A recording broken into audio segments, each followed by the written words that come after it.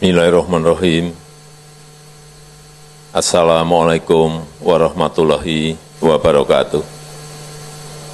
Selamat malam, salam sejahtera bagi kita semuanya. Om Swastiastu, Namo Buddhaya, salam kebajikan. Yang saya hormati Ketua dan Pimpinan Lembaga-Lembaga Tinggi Negara yang hadir, yang mulia para Duta Besar negara-negara sahabat, para Menteri Kabinet Indonesia Maju, yang saya hormati Gubernur Bank Indonesia, beserta para Dewan Gubernur Bank Indonesia yang hadir, yang saya hormati Ketua dan Pimpinan OJK dan LPS, para Gubernur, Bupati, dan Wali Kota, para Direktur Utama perbankan dan lembaga-lembaga keuangan, hadirin dan undangan yang berbahagia. Pertama-tama saya ingin menyampaikan ucapan terima kasih atas sinergi yang terbangun selama ini Bank Indonesia, BI, Kementerian Keuangan, OJK, LPS, pemerintah daerah, dan swasta, sehingga proses pemulihan ekonomi kita dapat berjalan dengan baik dan stabilitas ekonomi kita juga pada posisi yang tetap stabil. Seperti tadi disampaikan oleh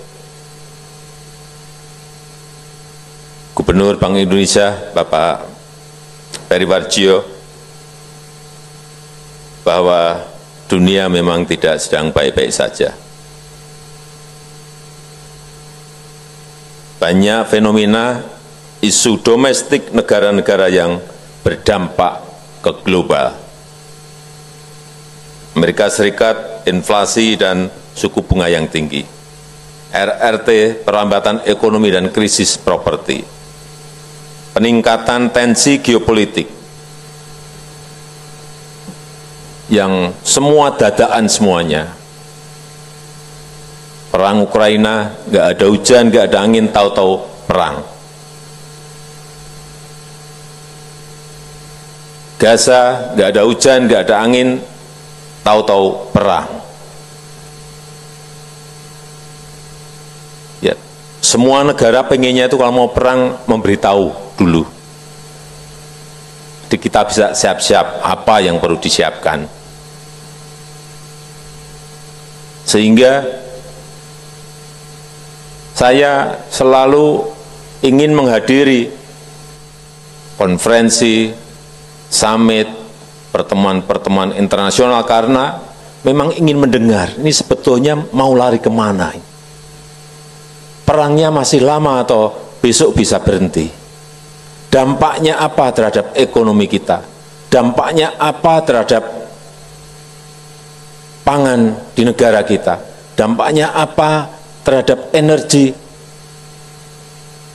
terutama yang berkaitan dengan harga? Sehingga sampai 2 minggu saya datang ke Arab Saudi 2 kali. Dalam 2 minggu 2 kali. Saya hanya ingin mendengar konflik perang di Gaza ini akan seperti apa. Konflik Israel-Palestina ini akan sampai kapan. Karena yang hadir saat itu 57 negara. Tetapi di akhir summit, saya dalam hati menyimpulkan bahwa memang perangnya tidak mungkin di-stop dalam waktu dekat. Oleh sebab itu, dampak dari perang yang ada harus sama-sama kita antisipasi.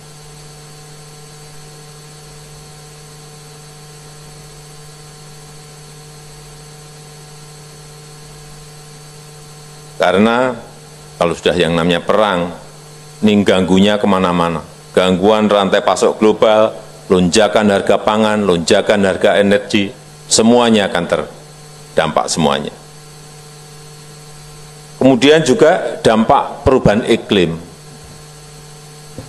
Dulu kita selalu berbicara perubahan iklim, tapi belum kelihatan apa sih. Tapi sekarang ini sudah betul-betul kita rasakan dan dampaknya kemana-mana. Pemanasan global betul-betul kita rasakan. Dan akibatnya produksi pangan kita sedikit menurun. Dan 22 negara membatasi ekspor pangan. Dadaan lagi ini. Dulu yang namanya impor beras, semua negara menawarkan. Saya punya stok, saya punya stok, saya punya stok. Sekarang 22 negara stop ekspor dan membatasi ekspor pangan. Tapi apapun, alhamdulillah dan patut kita syukuri, Indonesia masih tetap tumbuh dan stabil.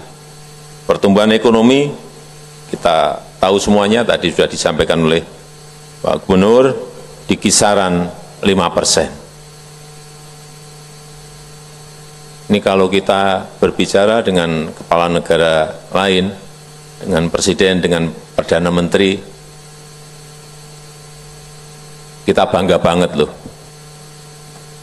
Dengan pertumbuhan ekonomi kita yang masih di kisaran 5%, meskipun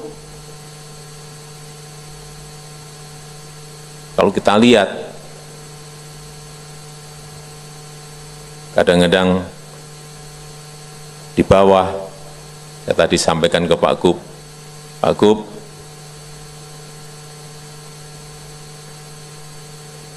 saya mendengar dari banyak pelaku-pelaku usaha, ini kelihatannya kok peredaran uangnya makin kering di pelaku-pelaku.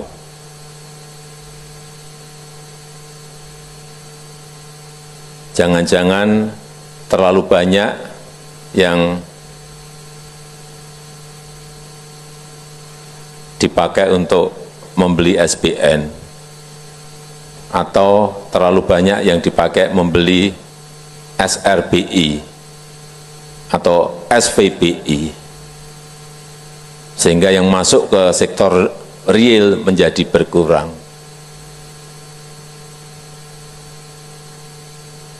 Dan juga dari fiskalnya juga sama, kita cek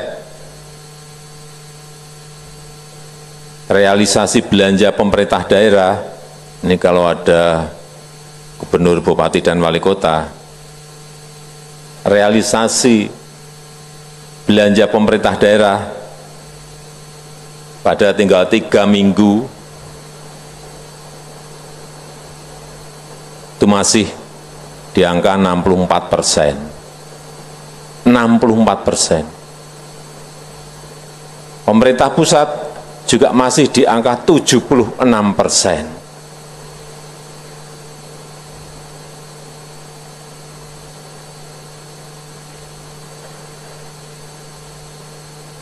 Hal-hal seperti ini hampir setiap hari selalu saya ikuti dan selalu saya telepon.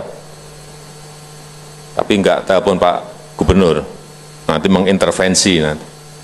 Menteri Keuangan pasti saya telepon. Ini kondisinya seperti apa sebetulnya?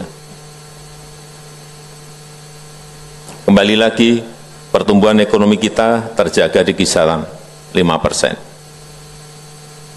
Dan saya mengajak seluruh perbankan memang harus prudent, memang harus hati-hati, tetapi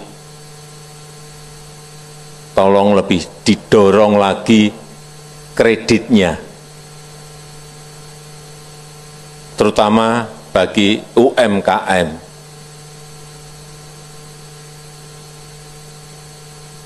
Jangan semuanya rame-rame membeli yang tadi saya sampaikan ke BI maupun ke SBN, meskipun juga boleh-boleh saja. Tapi agar sektor real bisa kelihatan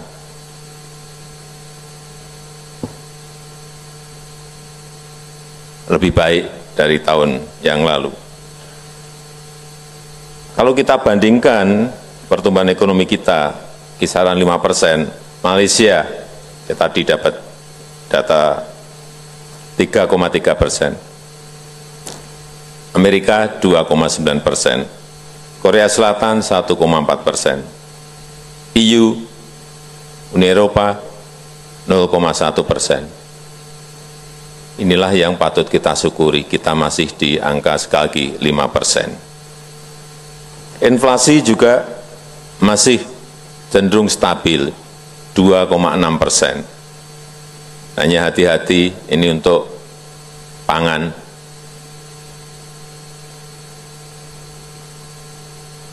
Utamanya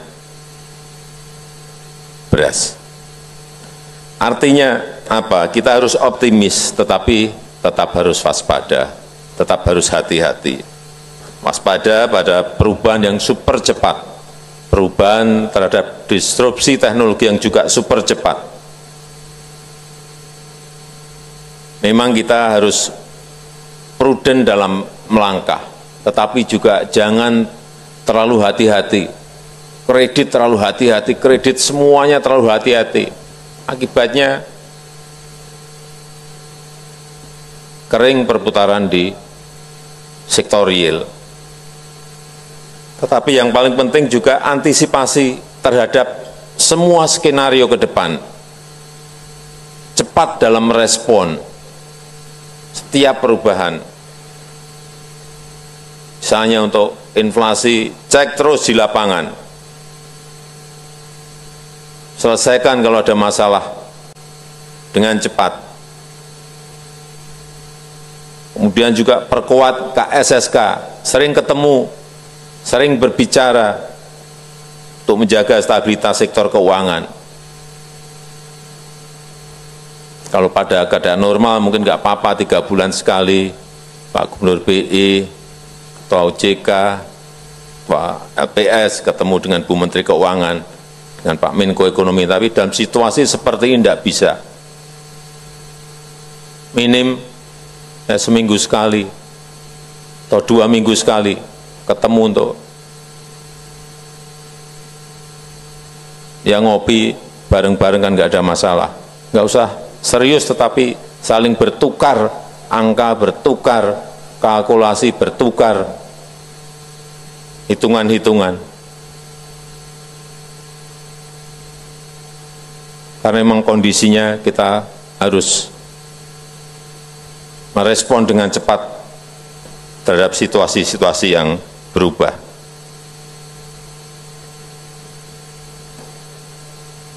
Selain itu kita juga butuh booster, butuh momentum untuk menjaga terus pertumbuhan dan kalau bisa naik dan meningkat. Saya kira kita memiliki strategi besar baik dalam hilirisasi industri maupun ekonomi hijau. Dan ini akan menjadi sebuah penggerak ekonomi nasional yang akan membuka lapangan kerja dan meningkatkan nilai tambah yang ada. Dan tentu saja akan menopang ekonomi yang berkelanjutan.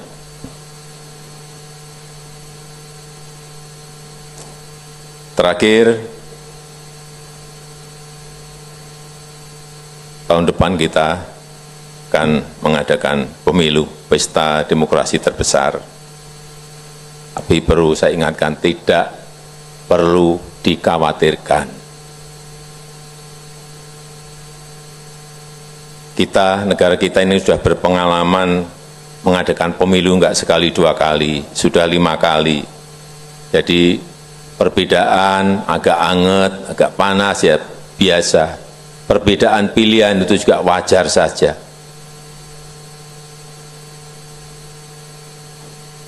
Karena yang kita tahu semuanya, bangsa kita ini, bangsa Indonesia ini, bangsa yang cinta damai, bangsa yang suka bersatu, bangsa yang senang harmonis.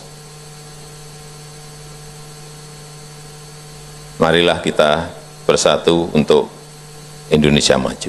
Saya rasa itu yang ingin saya sampaikan. Terima kasih. Wassalamualaikum warahmatullahi wabarakatuh.